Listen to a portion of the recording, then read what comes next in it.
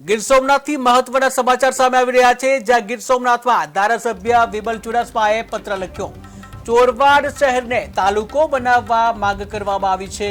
ત્યારે વેરાવળ, સોમનાથ, પાટણને મહાનગરપાલિકા બનાવવા પણ માંગ કરવામાં આવી છે. કહી શકાય કે સંયુક્ત નગરપાલિકાને મહાનગર બનાવવાની માંગ કરવામાં આવી છે. તો ગીર સોમનાથથી મહત્વના સમાચાર સામે આવી રહ્યા છે, જ્યાં ગીર સોમનાથમાં ધારાસભ્ય વિમલ ચુડાસમાએ એક પત્ર લખ્યો છે.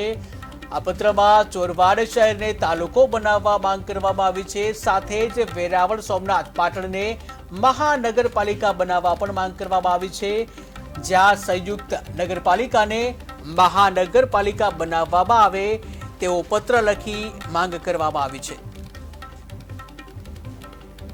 સોમનાથના ધારાસભ્ય તરીકે સેવા આપું છું અને ચોરવાડ નગરપાલિકાના પ્રમુખ તરીકે પણ સેવા આપી ચૂક્યો છે.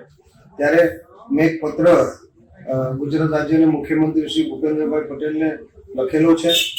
એ પત્રમાં અમારી વર્ષો જૂની માંગણી છે કે જુનાગઢ જિલ્લાનું માળિયાહાટીના તાલુકો આવેલો છે, એમાં એકમાત્ર નગરપાલિકા છે એ ચોરવાડ નગરપાલિકા છે. ત્યાં અંદાજિત 20,000ની ઉપર મતદાન છે અને 50,000 જેટલી વસ્તી ધરાવે છે. અને અહીંયા અમારી બહુ જૂની માંગણી છે. જ્યારની રાજપા સરકાર હતી ને શંકરસિંહ વાઘેલા મુખ્યમંત્રી હતા, ત્યારની અમારી માંગણી હતી કે અમને અલગ તાલુકો આપવામાં આવે. કારણ કે અલગ તાલુકો આપવામાં આવે તો શહેર આવેલું છે અને આજુબાજુમાં 40 થી 45 ગામો આવેલા છે. તેને 15 કિલોમીટર દૂર માળિયા જવું પડે.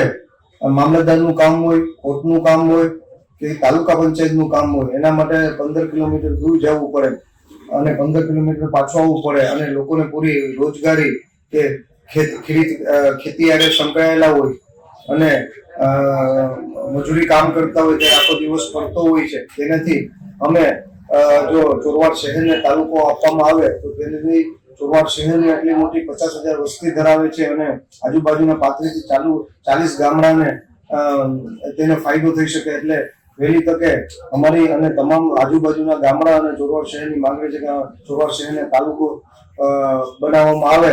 હું સોમનાથના ધારાસભ્ય તરીકે સેવા આપું છું અને ચોરવાડ નગરપાલિકાના પ્રમુખ તરીકે પણ સેવા આપી ચૂક્યો છે. ત્યારે મેં એક પત્ર ગુજરાત રાજ્યના મુખ્યમંત્રી શ્રી ભૂપેન્દ્રભાઈ પટેલને લખેલો છે. એ પત્રમાં અમારી વર્ષો જૂની માંગણી છે કે જુનાગઢ જિલ્લાનું માળિયાહાટીના તાલુકો આવેલો છે, એમાં એકમાત્ર નગરપાલિકા છે એ ચોરવાડ નગર